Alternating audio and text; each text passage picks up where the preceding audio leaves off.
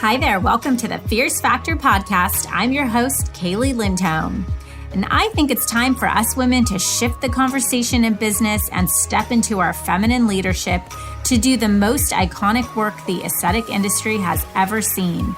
Each week, I'll be bringing a powerful dose of strategy, sarcasm, solutions, and sass that will rev up your creativity and ignite your brilliance as you link arms with me along our shared path of personal and professional growth in 20 minutes or less. Let's go.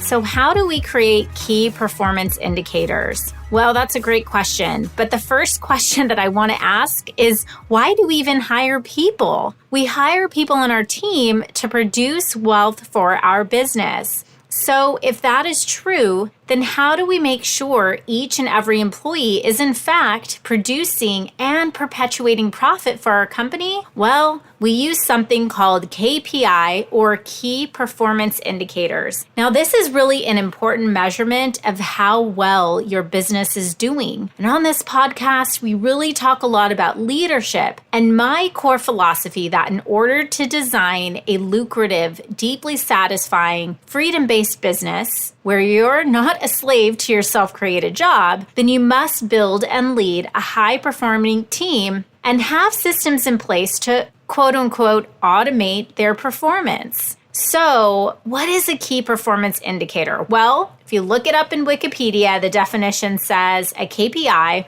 is a quantifiable measure used to evaluate the success of an organization, employee, etc., in meeting objectives for performance. So, no offense to my practice management and business genius colleagues out there, but I think this term is just way overcomplicated. I'm all about making it simple, so I want to take a minute today to explain to you what a KPI is and how to create them for your business in a way that is not complicated, but very simple.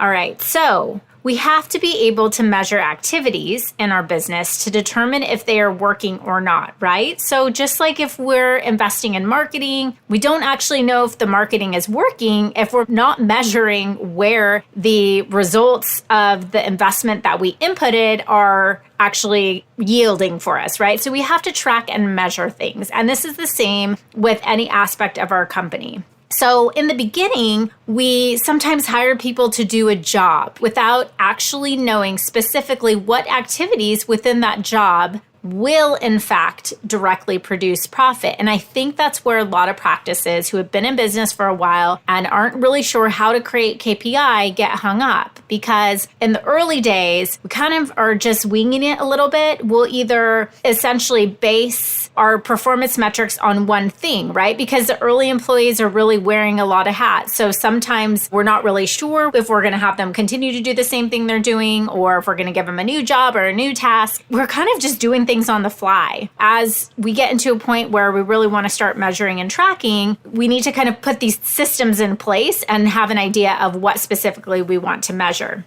And one of my favorite leadership coaches, she's Chris Plackey, she would say, don't make performance an opinion, right? Like, hey, Susie, you did a good job today. Or, hey, Susie, step it up. We actually want to have something to measure. And so let's think of KPI in the business kind of like vital signs in the body. When you have a health assessment, you go see your doctor, you get kind of like an overview of how the body is doing. And these results will provide a high-level diagnostic of how healthy your body is. And by the way, they're all related. So if the heart isn't functioning properly, it could essentially shut down the rest of the body. You get the point. So this is very similar to the business. Your KPI might include metrics such as revenue, profit, or cost cutting for efficiency, patient retention, compliance, etc. It's a dashboard for your business. It's not 15 things, maybe just 3 to 5 per role. And so I'll get questions regularly asked like, hey, Kaylee, what about the front office coordinator? How do I actually know what kind of direct monetary impact they will add? So in our academy, we work through this by designing a really beautiful catch-all job description that clearly communicates what employees should be held accountable for. So first we design expectations that each role should deliver on, and then we create measurements assigned to each specific expectation within that role or a function of the business. We first do this by understanding our big vision goal and then reverse engineering that into quantitative objectives. We like to do this by answering two important questions. One, what are the vital signs of my business? And how do I know that we are tracking them? And two, what are the core vital signs of each specific role and how do I know that we are tracking them, right? Just creating them isn't enough. We actually have to track and measure them. And so we want to ask ourselves, how are we doing that? So here's an exercise we did with one of our Academy members, Dr. C. We started with a list of expectations. So first it was like 50 long to start, right? So we took one employee. She took a week to jot down everything she expected to come from that role.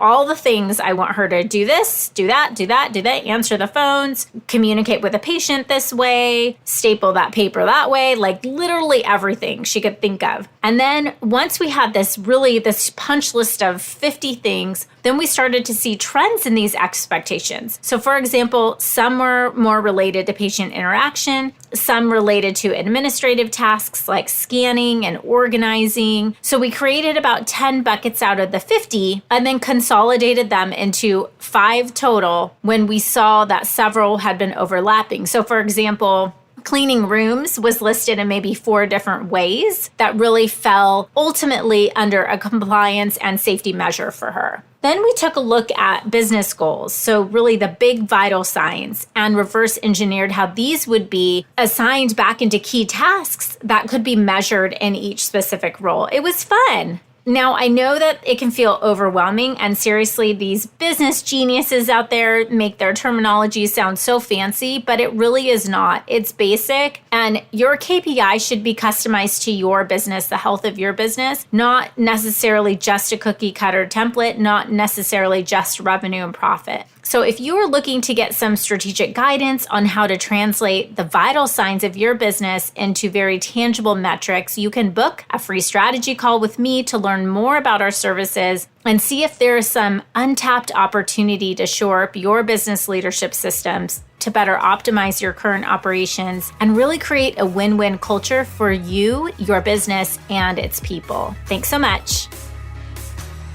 Thank you for joining me for this episode of The Fierce Factor. If you enjoyed the show, please make sure you subscribe so you can automatically get new shows every week. I'd also love it if you left us a review.